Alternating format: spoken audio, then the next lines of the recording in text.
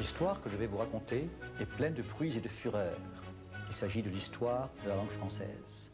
Je vous propose de revivre avec moi, à travers 10 épisodes d'une demi-heure, les moments forts de ce combat plus que millénaire. Les grandes batailles que nous allons évoquer ne se résument pas toutes à des joutes oratoires. Souvent, il s'agit de luttes violentes et de victoires remportées dans le sang. Mais par-delà cette violence, je souhaite également vous faire partager l'exaltation que l'on peut ressentir pour l'étonnante entreprise qui a fait du français, ce joyau de finesse et d'élégance, la langue que nous parlons aujourd'hui. Au combat en faveur du français ont pris part tous les écrivains illustres qui ont su lui donner son renom et contribuer au rayonnement des valeurs qui fondent notre culture. À ce combat sont associés aussi tous ceux qui parlent français dans le monde chaque jour, qu'ils soient de France, de Wallonie, de Suisse romande, du Québec, du Maghreb, d'Afrique ou d'ailleurs.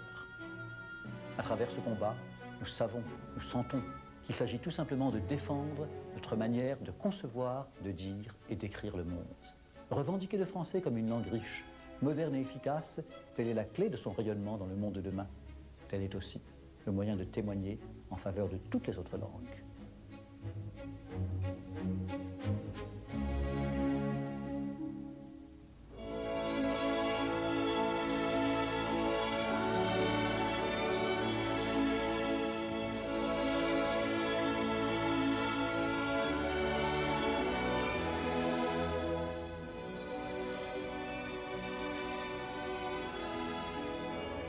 Le XVIIe siècle est le siècle véritablement de la raison triomphante, comme on l'a souvent dit. Vous savez qu'on veut à cette époque-là tout régenter, rationaliser, réglementer. La langue surtout bien entendu, mais aussi les sciences, les arts, la politique, l'économie. 1635, date de fondation de l'Académie française, est une date définitive. On peut dire qu'à ce moment-là, toutes les conditions sont créées pour confier à des maîtres de langue le destin du français et par conséquent pour lui donner une configuration et un visage quasiment définitifs. Comment a-t-on pu en arriver là? Eh bien, pour le savoir, il faut remonter au milieu du XVIe siècle, c'est-à-dire au règne d'Henri II. Au milieu du XVIe siècle, l'autorité monarchique semble à son zénith. Le règne d'Henri II marque, dans le prolongement de l'œuvre de François Ier, la montée d'un premier absolutisme centralisateur. Cependant, une menace pèse sur le royaume. Le protestantisme progresse sans cesse. Les églises réformées s'organisent sous l'égide de Calvin. La répression est sévère. La chambre ardente du Parlement de Paris envoie sans pitié les réformés au bûcher. La mort accidentelle d'Henri II lors d'un tournoi cette même année 1559 va brusquement remettre en cause toute cette politique. La régente Catherine de Médicis louvoie alors entre les catholiques intransigeants menés par les Guises et les protestants forts de puissants appuis menés par les Coligny. Malgré la politique d'apaisement du chancelier Michel de l'Hôpital, des massacres se déclenchent dans tout le royaume. Le jour de la Saint-Barthélemy, le 24 août 1572, est marqué par un véritable bain de sang. L'amiral de Coligny est assassiné, ainsi que plusieurs centaines de protestants. Henri III succède à son frère en 1574. Il se rend rapidement impopulaire et ne peut mettre un frein aux guerres de religion. Une véritable guerre civile s'étend à tout le royaume. Des régions entières font sécession. Le roi s'enfuit de Paris en 1588. Il fait alors assassiner le duc de Guise, déchaînant la colère des populations catholiques. Il s'allie ensuite au protestant Henri de Navarre et assiège Paris aux mains de la Ligue. 1589, un moine fanatique, Jacques Clément, réussit à approcher Henri III et le tue. Défenestré par la garde, il est massacré, son corps est écartelé et brûlé.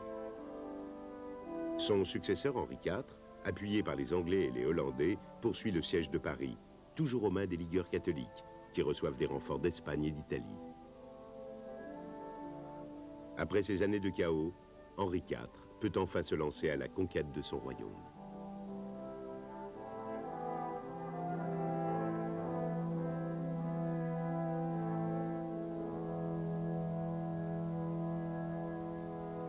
Au début du XVIe siècle, de même que les réformés veulent moderniser le christianisme en dépouillant sa liturgie, de même les écrivains et les poètes entendent moderniser la langue française. Ronsard notamment. Ronsard, en effet, est l'âme de ce mouvement.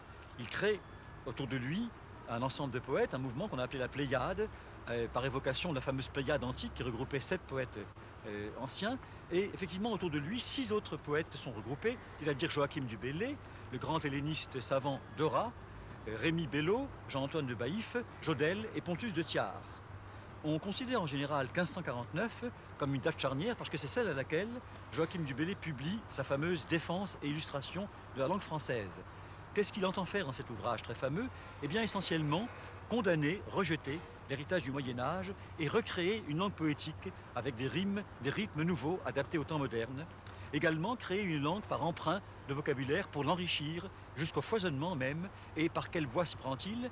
Eh bien, essentiellement emprunt aux dialectes, aux archaïsmes du français, aux langues étrangères des pays voisins, surtout italien et espagnol, et aussi pour les termes techniques, au latin et au grec. Et Ronsard, qu'est-ce qu'il fait à l'époque? Eh bien, pendant ce temps, Ronsard, évidemment, continue son activité de poète qui publie, et en 1550, il publie 4 livres d'odes, dont un des enseignements est un rejet assez méprisant de la poésie précédente, dite marotique, du nom de Clément Marot, et un rejet aussi de l'héritage des poètes courtisans dont faisait partie Marot. Alors, 5 ans après, en 1555, cet ouvrage, ces 4 odes de Ronsard, ont produit une impression tellement grande que l'on chantonne partout à la cour, on fredonne tous les poèmes, et notamment un des plus célèbres, Mignonne, allons voir si la rose. Comme quoi, il n'y a pas besoin d'être un poète courtisan pour être le préféré de la cour. Non, effectivement.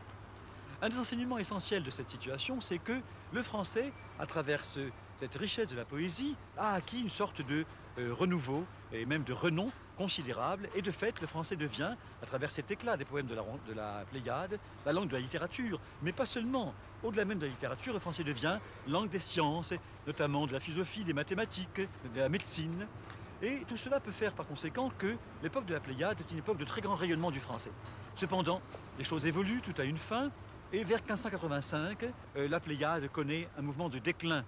De plus en plus, on considère que ce foisonnement de création, de littérature, de mots empruntés, de mots nouveaux, nuisent à ce qui va être bientôt le dépouillement classique du français. Et par conséquent, les critiques commencent de foisonner. Mais est-ce qu'elles sont justifiées? Elles sont en partie justifiées. On a un besoin de retour à un peu plus de simplicité du style et du vocabulaire.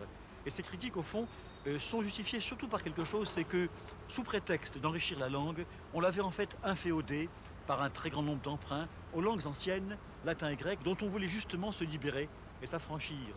De sorte que peu à peu, à la Pléiade, se substitue un nouveau mouvement qui va annoncer le classicisme. Et cependant, si on voulait faire un bilan de ce qu'a été la Pléiade, elle a certainement été une date essentielle, non seulement par ce foisonnement d'œuvres poétiques célèbres, restées en littérature, mais aussi par le fait que grâce au succès des poèmes de la Pléiade, eh bien, une langue est devenue la langue littéraire, considérée comme celle dans laquelle vraiment une littérature, notamment poétique, s'exprime, à savoir justement la langue française.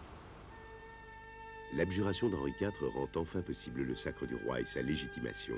Le 25 juillet 1593, à l'abbaye de Saint-Denis, elle est reçue par l'archevêque de Bourges en ces termes. « Qui êtes-vous? Je suis le roi. Que demandez-vous? Je demande à être reçu dans le sein de l'Église catholique, apostolique et romaine. Le voulez-vous? Je le veux et je le désire. » Le 27 février 1594, le roi est sacré solennellement dans la cathédrale de Chartres. À Paris, les troupes espagnoles appelées par les ligueurs se sont rendues particulièrement impopulaires.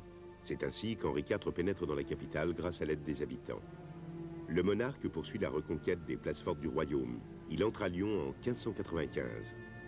Le 13 avril 1598, il promulgue l'édit de Nantes qui autorise le culte protestant sous certaines conditions. Il pardonne aux ligueurs et met en place une politique d'apaisement. Le redressement peut commencer. Après l'annulation de son mariage avec Marguerite de Valois, la reine Margot, le roi épouse Marie de Médicis, nièce du grand-duc de Toscane, envers qui il était débiteur.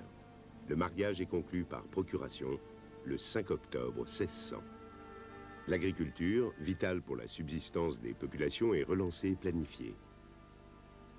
Les conseillers du roi, Sillery et surtout Sully, sont les principaux artisans de cette entreprise de redressement économique encadrée par l'État.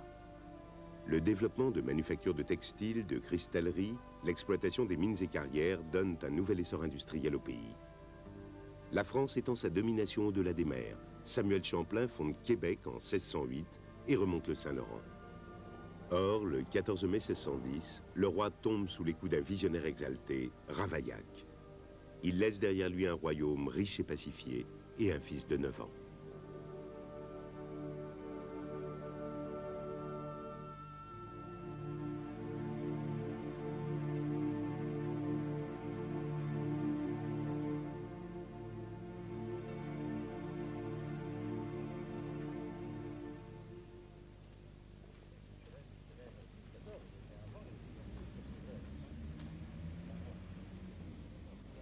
En 1610, à la mort d'Henri IV, Louis XIII est encore un enfant, et par conséquent, c'est l'époque de la régence de sa mère, Marie de Médicis.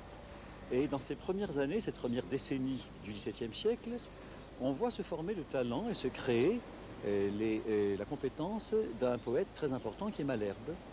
Malherbe est un poète de cour. Cette notion de poète de cour, relativement nouvelle par rapport à la Pléiade, elle désigne des poètes courtisans qui sont pensionnés. Je suppose alors qu'il devait être contre les auteurs de la Pléiade. Il était très hostile à la Pléiade. Il considérait que c'était un étalage de subjectivité, notamment chez Ronsard.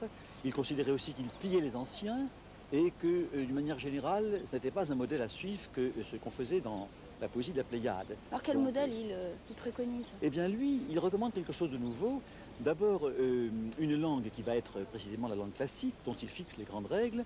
Il va devenir un maître de langue, une sorte de auteur qui représentera l'idéal à suivre et à reproduire.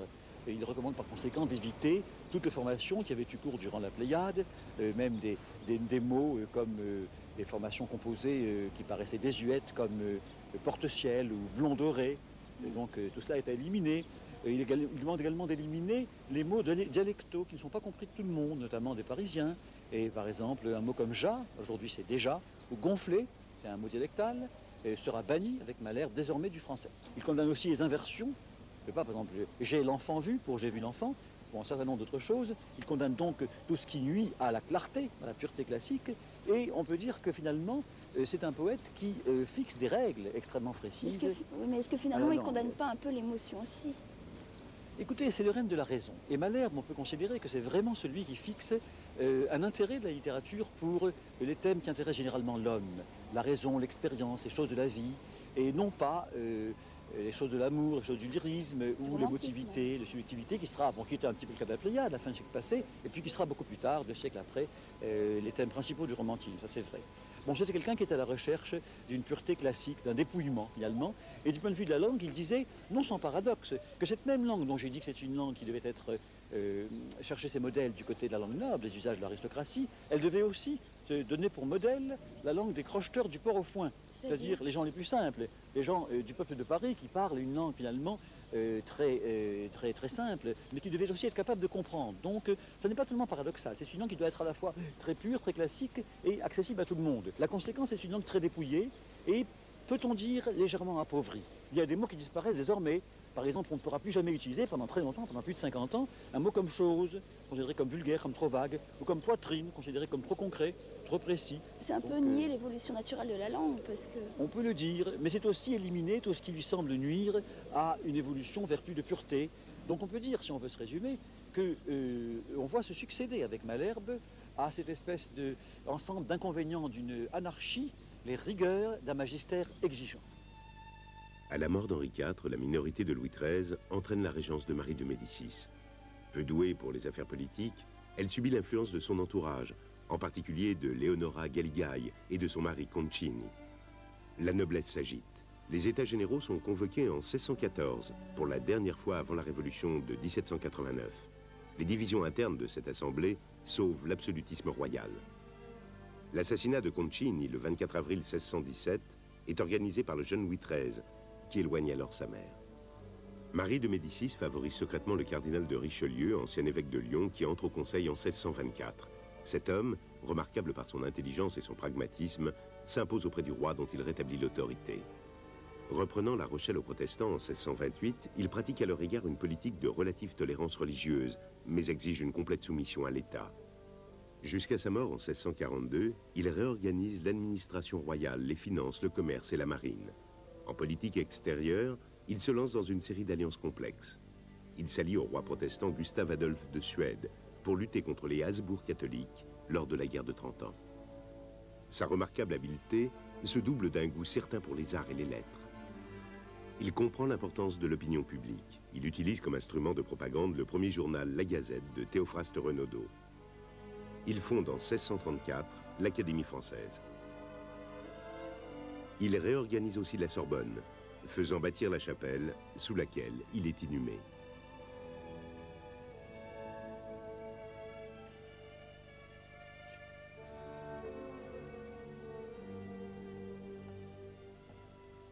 Le cardinal de Richelieu aimait la langue française, et même il se piquait de bien l'écrire.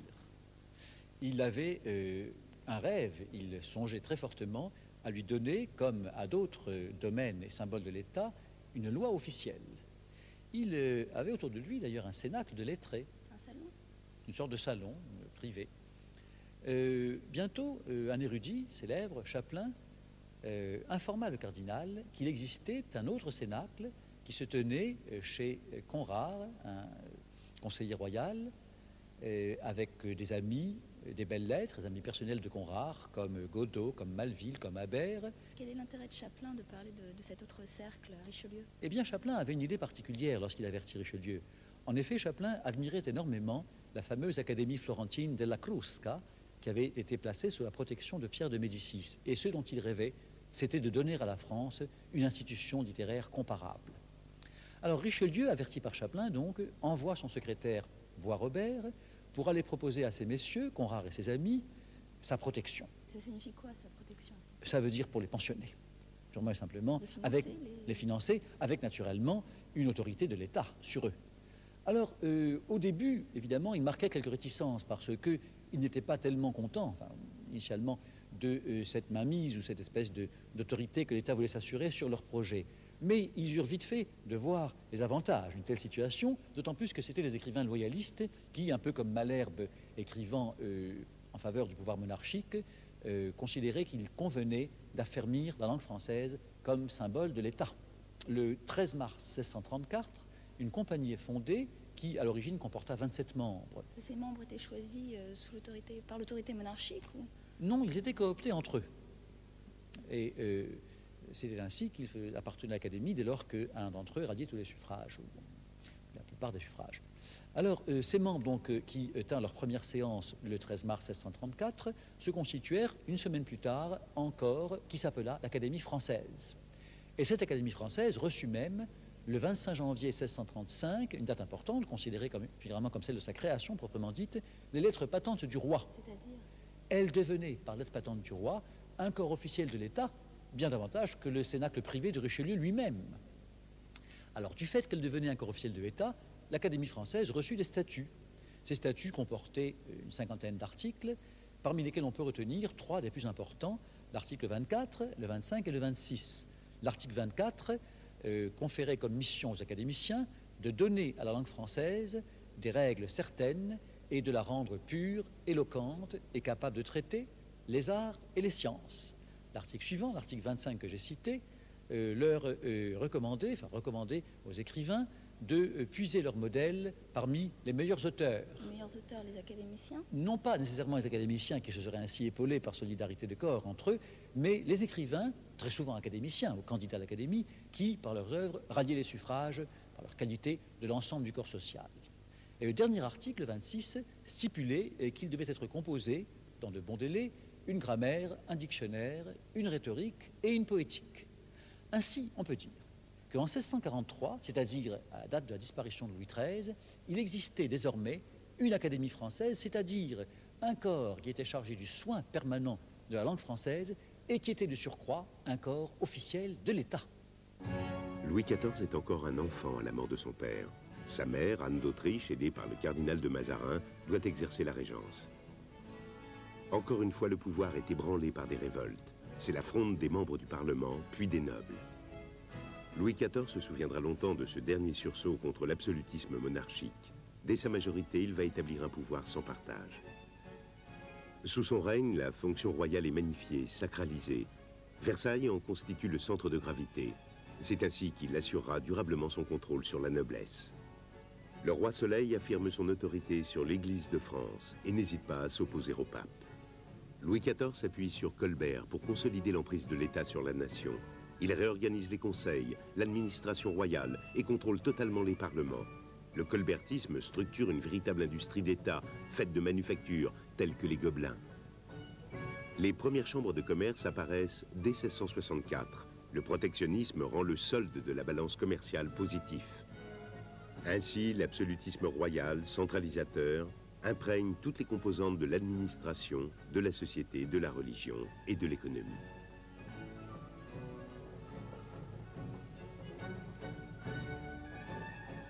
Il existe un parallélisme assez évident qu'on a souvent souligné.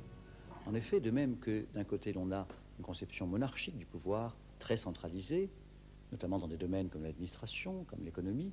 De même, on a une conception organique de la langue. Ainsi, le dictionnaire hiérarchise, il classifie, il ordonne. Chaplin aimait à dire que l'on doit considérer le dictionnaire comme un trésor, un magasin des phrases reçues. Cet enseignement de l'Académie va véritablement donner au français sa forme classique. Et la chose se fait à travers notamment des noms comme ceux d'écrivains, Honoré d'Urfé, Louis-Guès de Balzac et surtout Vaugelas. Qui était Vaugelas? Claude Fabre de Vaugelas est un très grand grammairien qui écrit en 1647 ses célèbres Remarques sur la langue française. Quelle fonction avait-il au sein de l'Académie? Eh bien, Vaugelas était chargé du dictionnaire, principalement. Cependant, il tarde à le rédiger. Pourquoi? Eh bien, parce que les subventions se font attendre.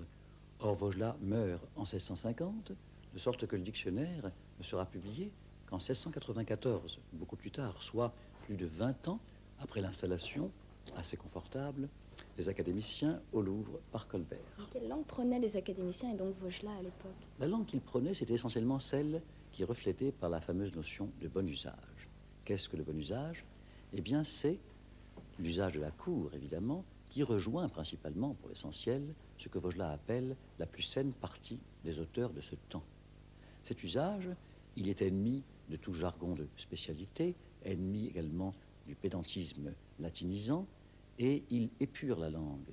Il considère qu'elle doit être claire, élégante, éloquente, et en même temps, bien qu'il soit inspiré par celui de la cour, c'est-à-dire par le sommet de la hiérarchie sociale, il n'est pas élitiste, sans qu'il y ait vraiment de paradoxe, parce que ceux à qui il s'adresse, ceux à qui il a fonction de s'adresser, c'est la plus grande partie de la population, c'est le grand nombre. Ainsi, pour ne citer qu'un exemple parmi d'innombrables autres, Vaugelas dit, il ne faut pas dire naviguer comme les gens de mer, mais naviger, comme le disent les gens de la cour. Aujourd'hui, on dit naviguer. Je trouve que c'est l'usage parlé qui s'est imposé. Précisément, l'usage parlé. Pourquoi?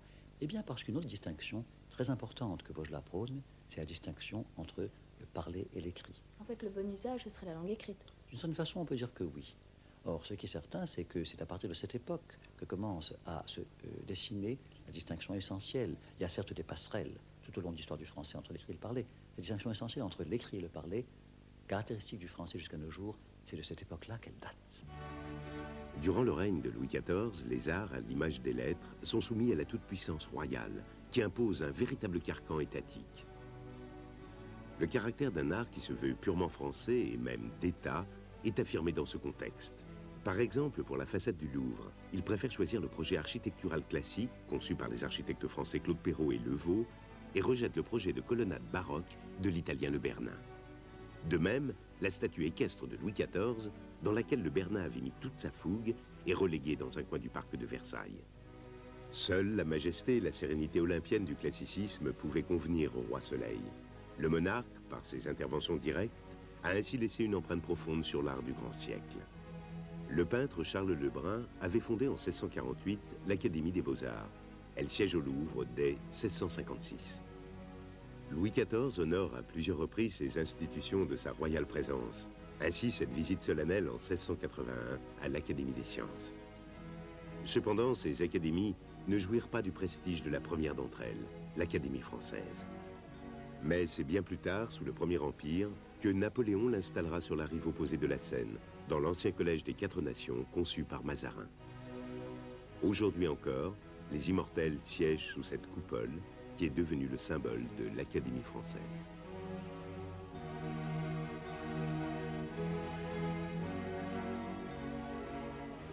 Le travail de l'Académie consistait essentiellement à discuter de la forme, du contenu et de l'orthographe des mots. C'est encore le cas aujourd'hui? Bien sûr.